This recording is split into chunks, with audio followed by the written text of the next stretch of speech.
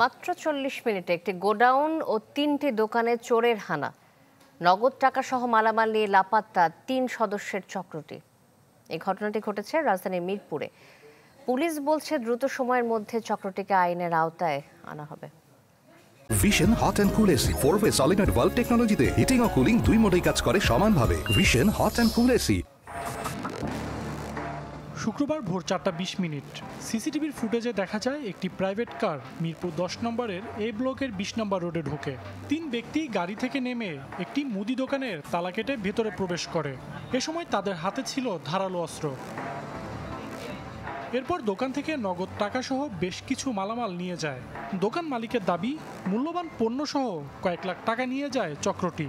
আইন শৃঙ্খলা পরিস্থিতির চরম অবনতি, কারণ 15-17 বছরে এই ধরনের ঘটনা আমাদের এলাকায় আমি দেখি নাই, যা বর্তমানে বিরাজমান।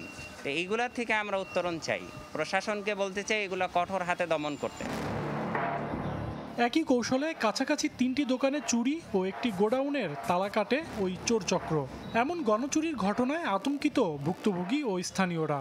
আমরা একটু উদ্বিগ্ন, আসলে এলাকারই কিছু মনে করেন যে ছেলেপেলে আছে, এরা মনে করেন যে ঘোরাফেরা করা সন্দেহজনক, এবং মনে করেন যে এখানে বসে মনে করেন যে নেশা টেশাও করে অনেকে। তো আমরা কেউ কিছু বললে তারা মনে করেন যে আমাদেরকে আর কি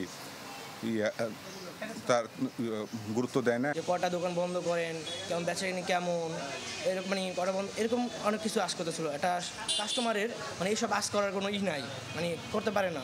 তো উনি এরকম আশ করতেছিল, মানে আমাদের ওই 3জনকে একটু সন্দেহ মনে হচ্ছে। পল্লবী থানার ওসি জানান, বিষয়টি যাচাই বাছাই করে দ্রুত সময়ের মধ্যে দোষীদের বিরুদ্ধে ব্যবস্থা নেওয়া হবে। চুরির ঘটনা ঘটছে, ওখানকার আশেপাশে সিসি ক্যামেরাগুলো ব্যাকআপগুলো নিছি। এইভাবে আমরা অ্যানালগ পদ্ধতিতে বা ডিজিটাল পদ্ধতিতে দুইটাই আমরা কাজ করতেছি। এদিকে শুক্রবার রাতেও মগবাজারে 2টি বাসায় চুরির খবর পাওয়া গেছে। সজল সাইক, চ্যানেল 24, ঢাকা।